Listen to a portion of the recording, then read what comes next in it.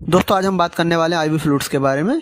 दोस्तों ivy fluids कितने तरह के होते हैं और इन्हें कब लगाया जाता है, कौन सी कंडीशन में कौन सा आईवी फ्लूइड्स लगाना होता है, आज सारी जानकारी हम आपको देंगे। अगर दोस्तों आप मेडिकल के स्टूडेंट हैं या फिर मेडिकल के स्टूडेंट नहीं हैं तो ये जानकारी आपके लिए बहुत ज़्यादा ज़रूरी है। इसमें हम सारी बोतलों के बारे में आपको A to Z बता देंगे।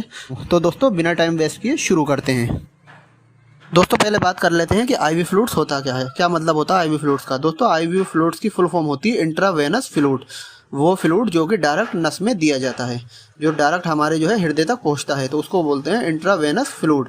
मतलब ये जो है डायरेक्ट नस में लगाया जाता है।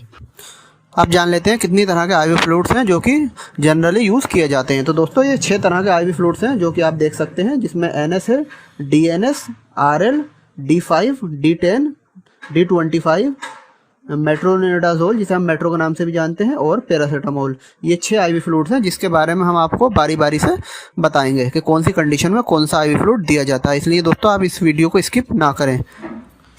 तो दोस्तों सबसे पहले हमारी जो बोतल आती है वो आती है NS की फुल फॉर्म होती है नॉर्मल सेलाइन। दोस्तों इसके अंदर जो कॉम्पोजिशन होता है, कंटेंट होता है, वो होता है 0.9% NaCl ईच 100 ml। मतलब 100 ml की बोतल के अंदर 0.9% जो होता है NaCl होता है। दोस्तों इसका जो इस्तेमाल किया जाता है, यूज़ होता है, वो होता है डिहाइड्रेशन। अगर किसी के अंदर पानी की कमी हो जाती है तब इस बोतल को लगाया जाता है। या फिर वर्ड वॉशिंग। वर्ड वॉशिंग का मतलब होता है घाव को धोने के लिए। अगर किसी के चोट लग जाती है, घाव हो जाता है, तो इससे के ज़रिए हम धो भी सकते हैं। इससे हम अगर उसको घाव को धोंगे तो काफ़ी अच्छी तरीके से जो है घाव धुल जाएगा। और नेक्स्ट जो इसका काम होता है ब्लड लॉस एक्सीडेंट। मतलब अगर किसी का एक्सीडेंट हो जाता है, खून बह जाता है, तो उस कंडीशन में भी इस बोतल को लगाया जाता है, जिससे जो है खून की पूर्ति हो जाती है। फिर इसका नेक्स्ट जो काम होता है वो होता है इंक्रीज़ BP। अगर कोई पेशेंट होता है जिसे शॉक लग जाता है अचानक, उसका BP कम हो जाता है, तो उसका ब्लड प्रेशर बढ़ाने के काम में भी इसको लिया जाता है। इसको जो है फास्ट चढ़ाया जाता है, उसको काफ़ी तेज़ी से चढ़ाते हैं, तो उसका जो है ब्लड प्रेशर अपने नॉर्मल स्तर पर आ जाता है। फिर दोस्तों बात कर लेते हैं इसकी डोज के बारे में कि हम कितनी बोतल लगा सकते हैं। तो दोस्तों मैक्सिमम 3 से 5 बोतल हम जो है 24 घंटे में पेशेंट को लगा सकते हैं। तो इससे ज़्यादा हम बोतल उसको नहीं लगा सकते NS। और दूसरा बात आता है नो यूज़। मतलब किस किस कंडीशन में इसको हम नहीं लगा सकते, तो हम इसको जो है प्रेगनेंसी वूमेन को नहीं लगा सकते, और जो है हाइपरटेंशन, जिसका ब्लड प्रेशर हर वक्त बढ़ा रहता है, उस पेशेंट को भी हम इसको नहीं लगा सकते। तो दोस्तों ये थी NS बोतल। फिर दोस्तों नेक्स्ट आती है हमारी DNS। दोस्तों DNS की फुल फॉर्म होती है डेक्सट्रोज नॉर्मल सेलाइन। इसके अंदर जो कॉम्बिनेशन होता है, कंटेंट होता है, वो होता है 0.9% NaCl और 5 ग्राम डेक्सट्रोज इन 100 ml। मतलब इसके अंदर जो है दोस्तों शुगर होती है। डेक्सट्रोज जो होता है शुगर होती है, और इसके अंदर जो होता है दोस्तों 0.9% जो होता है NaCl होता है। तो ये 2 कंटेंट होते हैं इसके अंदर। और इसका जो यूज़ होता है वो होता है डिहाइड्रेशन।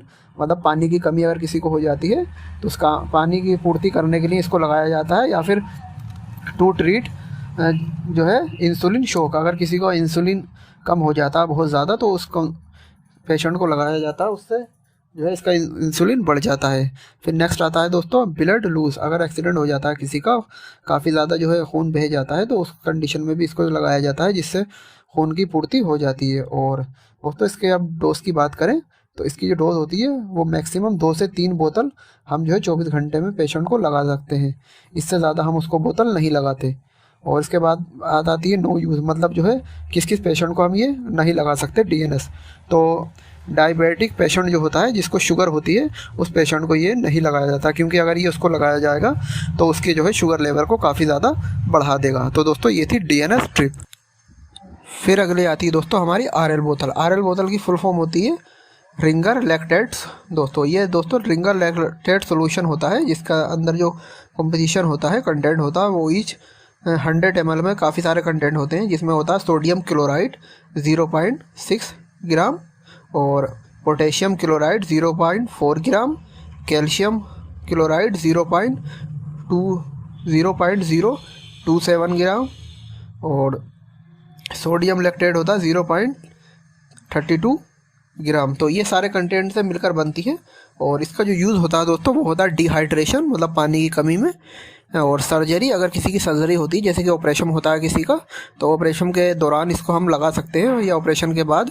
या फिर दोस्तों बर्न का मतलब होता है अगर कोई जल गया है, कोई अगर जल जाता है व्यक्ति, तो उस केस में भी इसको लगाया जाता है। या फिर ब्लड लूज, अगर किसी का खून बह जाता है, एक्सीडेंट वगैरह हो जाता है, तो उस कंडीशन में भी इसको इस्तेमाल किया जाता है। ये काफ़ी तरह के मल्टीपल यूज़ होते हैं इसके, और इसको की जो डोज़ होती है वो 2 से 3 बोतल जो है हम 24 घंटे में लगा सकते हैं। इससे ज़्यादा हम पेशेंट्स को नहीं लगा सकते। और किस किस को ये नहीं लगा सकते, नो यूज़, तो हाइपरटेंशन, जिसका जो है ब्लड प्रेशर बढ़ा रहता है हर टाइम, उस पेशेंट को ये नहीं लगाते क्योंकि ये ब्लड प्रेशर को बढ़ा देती है। या फिर हार्ट पेशेंट, अगर कोई हार्ट पेशेंट है, दिल का मरीज़ है, तो उसको भी हम ये नहीं लगा सकते हैं। तो ये होती है दोस्तों तो आरएल ड्रिप।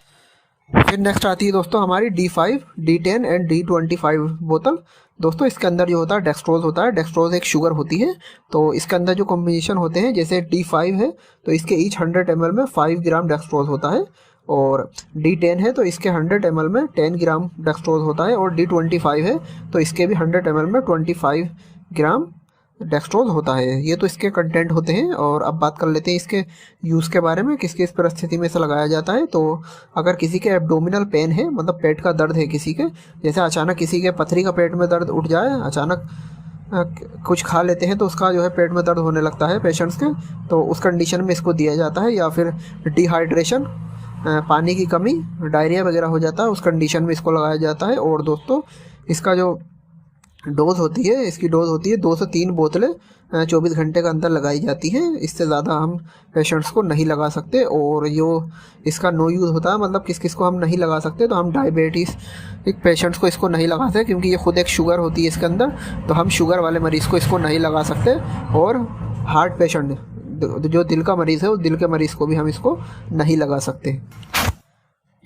फिर नेक्स्ट आती है दोस्तों हमारी मेट्रोनिडाज़ोल बोतल। दोस्तों ये 100 ml की पैकेजिंग में आती है। इसके अंदर जो कंटेंट होता है दोस्तों, वो ईच 100 ml में 500 मिलीग्राम जो होता है मेट्रोनिडाज़ोल होता है। इसका जो यूज़ किया जाता है दोस्तों, वो किया जाता है एब्डोमिनल और डिहाइड्रेशन में, और एब्डोमिनल पेन में, अगर पेट में किसी का दर्द होता है तो उस कंडीशन में इसको लगाया जाता है। या फिर गायनोकोलॉजिकल इन्फेक्शन, अगर किसी के गायनोकोलॉजिकल फीमेल का इन्फेक्शन होता है तो उस कंडीशन में भी इसका इस्तेमाल किया जाता है। दोस्तों इसकी जो डोज़ होती है मैक्सिमम, वो 2 से 5 ड्रिप्स होती हैं, जो है मतलब 2 से 5 बोतल हम जो है 24 घंटे में पेशेंट्स को चढ़ा सकते हैं।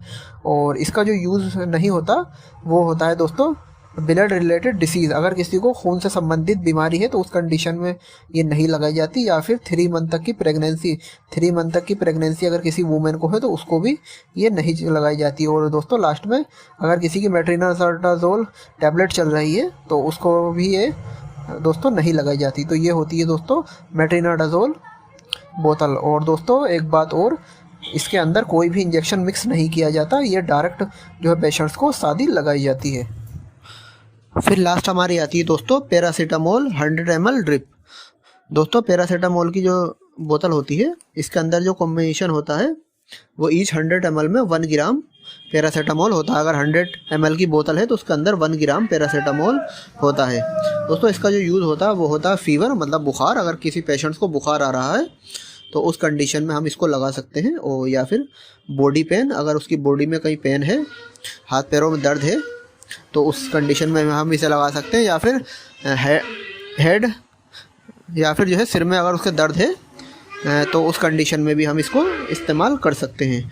दोस्तों कभी कभी क्या होता है कि पेशेंट्स को डिहाइड्रेशन होती है या कोई दिक्कत होती है, उसको बोतल चढ़ानी होती है, लेकिन बुखार तेज़ हो जाने की वजह से इस बोतल को पहले लगा दिया जाता है फर्स्ट बार में, तो उससे जो है बुखार उतर जाता है। बाकी की बोतलें जो है बाद में लगाई जाती हैं। और इसका जो इस्तेमाल होता है वो नहीं किया जाता है दोस्तों। अगर किसी ने ड्रिंक की है तो उस पेशेंट को हम ये नहीं लगाएंगे। और अगर किसी भी तरह की एलर्जी है पेशेंट्स को, तो तब भी हम इसका इस्तेमाल नहीं करेंगे। तो दोस्तों ये होती है पैरासीटामोल ड्रिप। तो दोस्तों आप जान चुके होंगे कि कौन सी ड्रिप किस काम आती है। मैंने आपको बहुत सरल भाषा में A to Z सारी जानकारी दे दी, क्योंकि दोस्तों मैं खुद प्रैक्टिस करता हूँ, मैं खुद ड्रिप्स लगाता हूँ, क्योंकि मैं एक डॉक्टर हूँ। तो उसी हिसाब से मैंने आपको सारी बातें बता दी हैं। अगर आपको हमारी दी गई जानकारी अच्छी लगी हो तो हमारी इस वीडियो को लाइक करें, शेयर करें, और चैनल पर पहली बार आए हैं तो चैनल को सब्सक्राइब करना ना भूलें। और दोस्तों आपको कोई कन्फ्यूजन हो, कुछ पूछना हो आपसे, तो आप हमसे कमेंट बॉक्स में पूछ सकते हैं। तो दोस्तों फिर मिलते हैं एक नई वीडियो के साथ। Thank you for watching.